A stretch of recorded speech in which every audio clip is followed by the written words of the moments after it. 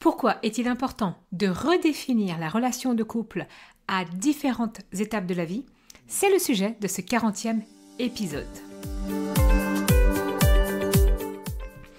Le podcast Les Chemins du couple est le podcast hebdomadaire qui permet aux hommes et aux femmes de trouver l'équilibre entre soi et l'autre dans la relation. Chaque semaine, j'aborderai avec vous les différents aspects de la vie de couple et des relations en général pour vous permettre d'être bien au quotidien et de mieux comprendre les différentes facettes de la relation de couple. À mi-chemin entre développement personnel et psychologie, ce podcast vous proposera un doux cheminement vers plus de bien-être, plus de paix, avec vous-même et dans vos relations de couple. Parce que tout est un apprentissage, y compris la relation à soi et aux autres. Semaine après semaine, ce podcast sera à vos côtés pour améliorer votre quotidien et être vraiment plus épanoui. Aujourd'hui, je vais vous proposer d'explorer un sujet qui est important pour tous ceux qui sont en couple. Pourquoi c'est important de redéfinir la relation de couple à différentes étapes de la vie? Je vais vous proposer de découvrir comment votre évolution personnelle peut revitaliser la relation, mais aussi la renforcer. La première étape, c'est de comprendre comment fonctionne le couple et également de comprendre qu'il y a des étapes au sein de la vie de couple. Donc déjà notre vie va fonctionner en fonction d'étapes, en fonction de cycles, mais notre vie personnelle, mais la vie de couple également. Dans l'épisode 18 de mon podcast, vous allez voir les notes et donc vous aurez le lien de l'épisode, mais sinon cherchez l'épisode 18 parce que j'ai vraiment créé un épisode complet décrivant, expliquant les étapes de la vie de couple. Et donc c'est un épisode qui est très complémentaire à celui-ci finalement. Donc ce qu'il faut savoir, c'est qu'il existe plusieurs modèles qui vont décrire la vie de couple, les différentes phases de la vie de couple, les étapes de la vie de couple. Pour ma part, je m'inspire de certains modèles précis, mais surtout, j'ai vu qu'au fil de mes années de pratique en tant que thérapeute spécialisée dans le couple, j'ai observé, analysé ce que vous traversez ou ce que vous avez traversé ou ce que vous allez traverser. Et donc du coup, j'ai affiné, j'ai enrichi vraiment mon analyse et aujourd'hui, j'ai envie de vous partager donc ces 4 étapes. Donc moi, j'ai identifié et simplifié finalement vraiment 4 étapes que traverse la vie de couple. La phase lune de miel, la phase romantique, la phase lutte de pouvoir, la phase partage de pouvoir et la phase ouverture. La première phase, donc brièvement je vous explique les étapes, après à nouveau retrouvez l'épisode 18 et vous aurez beaucoup plus d'informations. La phase romantique, c'est la phase, cette première étape où vraiment il y a une intensité émotionnelle, une idéalisation du partenaire, un sentiment de fusion. Et dans cette étape, les partenaires, vous, votre conjoint, votre conjointe, vous vous découvrez, vous partagez des moments de grande complicité. Mais cette phase, elle peut aussi masquer les différences individuelles. Parce que du coup, on va vraiment mettre l'accent sur le plaisir partagé et puis aussi beaucoup sur faire plaisir à l'autre, la séduction. Puis, une fois que cette phase-là est finie, on passe dans la phase lutte de pouvoir. Donc, cette phase, c'est vraiment les différences qui émergent et c'est souvent une phase comme elle est vraiment appelée, la phase lutte de pouvoir, des conflits, la phase de conflit. Chaque partenaire finalement lutte pour affirmer son individualité, ses besoins. Alors ça peut être dans des conflits verbaux et prononcés, mais ce que j'appelle aussi les conflits, c'est le mutisme, c'est aussi une forme de conflit. Et donc c'est une période qui est vraiment cruciale et qui va tester la solidité, la flexibilité de votre couple. Et il faut apprendre à la dépasser pour vraiment transcender cette relation et la faire grandir. Ce qu'il faut savoir, c'est que de nombreux couples restent bloqués pendant des dizaines d'années dans cette phase-là. Après, on a le partage du pouvoir. Le partage du pouvoir, c'est quand on a réussi justement à dépasser la lutte de pouvoir. Et vraiment là, on a le respect mutuel, l'équité et surtout les partenaires apprennent à partager ensemble. On n'est plus dans moi, je veux gagner par rapport à toi. Et donc, les espaces personnels aussi vont être respectés, mais aussi les aspirations. Et donc, il y a vraiment la volonté de grandir ensemble. Une fois qu'on a vraiment bien posé cette phase-là, le partage du pouvoir, il y a la phase d'ouverture. Et là, vraiment, c'est la relation, elle est mature. On continue à grandir. On est un individu dans le couple et il n'y a plus de sacrifice. Il y a vraiment une ouverture sur je t'accepte vraiment tel que tu es. En fait, il n'y a même plus de conditions. Il y a vraiment quelque chose de beaucoup plus facile, flexible. C'est vraiment... On trouve un équilibre dans le grandir ensemble. Ça, c'est vraiment ça. Alors, pourquoi je vous en parle brièvement? Parce que comprendre ces étapes de la vie du couple dans votre vie à vous, c'est fondamental.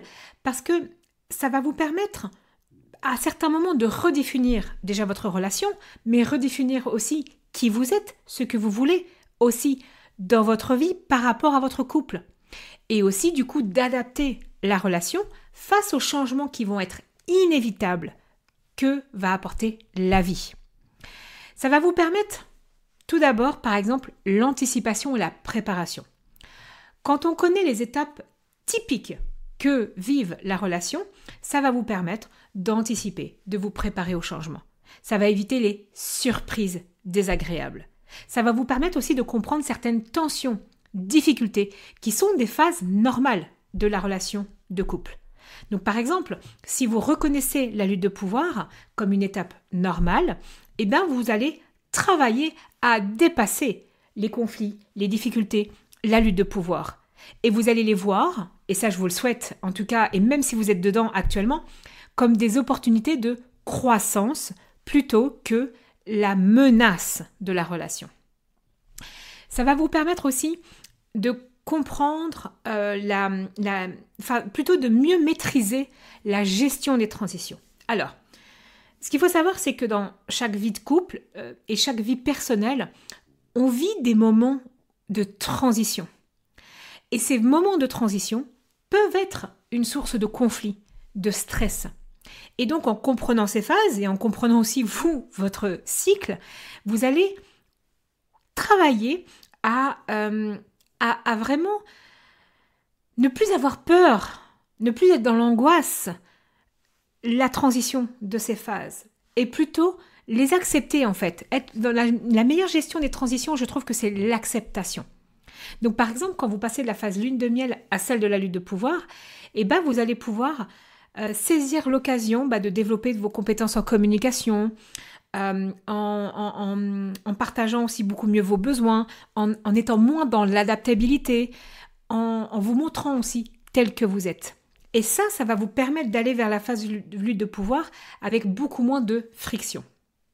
Et puis, la connaissance aussi de ces étapes va vous permettre de ne pas juste réagir aux problèmes au fur et à mesure qu'ils apparaissent, mais plutôt d'avoir une attitude proactive. Ok, on pourrait vivre ça, ça marche, on peut en discuter avant. On peut aussi vraiment mettre en place les choses pour que ça soit mieux. Des moments où on discute, par exemple, les sessions de conseil de couple, avant que les problèmes prennent de l'ampleur, avant que ça devienne plus grave. Parce que la difficulté, en fait, de très nombreux couples, moi en tant que thérapeute, et je l'ai tous les jours, c'est que vous venez quand souvent c'est très tard, voire trop tard. Et donc l'idée, c'est de prendre un peu les mesures de façon plus proactive en connaissant vraiment ces étapes. Et puis aussi, le fait de connaître ces étapes, c'est aussi savoir que la relation va évoluer et que ça va vous donner de l'espoir, de l'inspiration pour revitaliser celle-ci. Et donc, redéfinir aussi la relation de couple, c'est pas un signe d'échec, c'est juste une étape naturelle, saine, pour le développement en fait d'une relation de couple. Connaître aussi les étapes de la vie de couple, ça va vous permettre aussi de travailler sur votre développement personnel. En parallèle, celle de la relation. C'est pas tout l'un ou tout l'autre. On est des êtres de relation, mais on est aussi des êtres individuels. Et à un moment donné, il faut trouver l'équilibre dans tout ça. Cette image du yin et du yang, c'est vraiment ça en fait. C'est le couple, moi, dans l'harmonie, ensemble. Et donc, en connaissant ces étapes, vous allez pouvoir aussi favoriser le développement personnel en écoutant vos besoins, vos aspirations, en respectant ceux de l'autre et en les intégrant dans la relation pour beaucoup plus d'équilibre. Alors, maintenant qu'on a vu un petit peu à quoi ça sert de connaître les étapes, je vais vous montrer aussi quelques signaux qui nécessitent de redéfinir un peu là où est-ce que vous en êtes. Donc, dans la vie de couple, on va être très clair, c'est normal de vivre des hauts et des bas. Par contre, il y a certains signaux qui doivent vous dire « Waouh, là, il faut absolument qu'on en rediscute, qu'on réévalue, qu'on redéfinisse la relation. » Et ces signaux, ça peut être des indicateurs de problèmes sous-jacents qui, franchement, s'ils sont traités à temps, si vous vous faites accompagner s'il y a besoin et que vous n'arrivez pas seul, ça peut vraiment renforcer la relation plutôt que de la fragiliser. Alors, le premier, moi que j'ai identifié, c'est la sensation de stagnation. La sensation que la relation ne progresse plus, que les jours vraiment se ressemblent, qu'il y a vraiment cette stagnation. Donc, c'est pas comme avant, l'excitation initiale, c'est normal qu'elle disparaisse, mais c'est vraiment plus, ça stagne. Il n'y a plus rien qui se passe. Et souvent, ça peut être accompagné d'une routine qui est normale et confortable. J'en ai déjà parlé dans certains sujets, mais qui ne doit pas engendrer un malaise. La stagnation souvent engendre un malaise. Et donc, c'est le signal que vraiment votre couple a besoin de redéfinir des objectifs communs, personnels, de mettre de nouvelles activités en place, de raviver la dynamique entre vous. Deuxième signal, c'est les conflits répétitifs. Les mêmes disputes qui vont se répéter encore et encore, ou dans les conflits, vraiment les silences, tous les dossiers mis sous le tapis. Ça peut aussi indiquer que des problèmes plus profonds ne sont pas résolus. Et ces conflits répétitifs peuvent vraiment être le symptôme d'un déséquilibre dans la communication, dans les attentes, dans les besoins. Et donc, il faut pouvoir reconnaître à un moment donné ces conflits, les motifs et les aborder aussi pour vraiment en sortir en fait tout simplement. Un autre signe, c'est le désintérêt mutuel. Donc lorsque les deux personnes du couple commencent à montrer peu d'intérêt pour la vie de l'autre, pour les passions, de vouloir passer du temps ensemble, ça peut aussi signaler un éloignement émotionnel. Et ce désintérêt peut naître d'un manque vraiment d'implication, mais aussi une saturation émotionnelle. Et donc il faut pouvoir aussi aborder ce sujet pour redéfinir les moments de qualité, par exemple, qu'il faut passer ensemble, ou développer l'intimité émotionnelle dans la relation. Lorsqu'on identifie ces signaux, c'est pas dire qu'on est en échec, c'est surtout l'occasion de renouveler, de renforcer la relation. Et prendre le temps de redéfinir cette relation va vous aider à surmonter les périodes de stagnation, à résoudre les conflits, à raviver l'intérêt. D'autres bénéfices c'est d'adapter vraiment sa relation au changement également. Les changements dans la vie, dans le couple, sont inévitables. Mais de la façon dont le couple va y réagir va déterminer aussi la qualité et la durabilité de la relation. Et donc, en s'adaptant de manière proactive de nouveau au changement, ça peut aussi vous apporter de nombreux bénéfices, comme renforcer le lien. Lorsque vous travaillez ensemble pour vous adapter au changement, que ce soit personnel, professionnel, familiaux, ça peut vraiment considérablement renforcer votre lien. Et cette collaboration va créer une fondation de confiance, de soutien mutuel. Par exemple, lorsque un couple décide de revoir ensemble l'organisation de leur temps pour s'adapter à un nouveau travail, à l'arrivée d'un enfant, au départ d'un enfant, ou même le passage à la retraite, ça va vous montrer la volonté de prioriser la relation. L'augmentation aussi de la compréhension mutuelle, c'est ce que ça va vous apporter aussi de vous adapter au changement. Parce que on a forcément besoin d'une communication ouverte et honnête. C'est le pilier de la compréhension mutuelle et approfondie.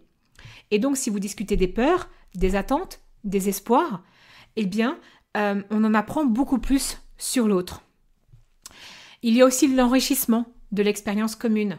Parce que quand on est face au changement, les couples qui adoptent une attitude plus flexible, ouverte, vont découvrir aussi de nouvelles façons de vivre des expériences ensemble. Que ça soit en explorant de nouveaux loisirs, en voyageant ou en modifiant tout simplement une routine quotidienne. Et donc ces nouvelles expériences peuvent aussi vraiment remettre de l'intérêt dans la relation. Et puis aussi, quand on est face au changement, c'est une réduction du stress et des conflits. Donc souvent, ce qu'on aperçoit en thérapie et en séance, c'est que les couples qui parviennent à s'adapter ensemble au changement sont souvent mieux équipés pour gérer le stress et réduire les conflits. Et donc lorsqu'on anticipe, lorsqu'on s'adapte au changement, on évite ainsi l'accumulation de frustrations, de malentendus, qui souvent mènent à des conflits beaucoup plus graves. Et donc les bénéfices de s'adapter au changement sont vraiment, comme vous le voyez, multiples et profonds.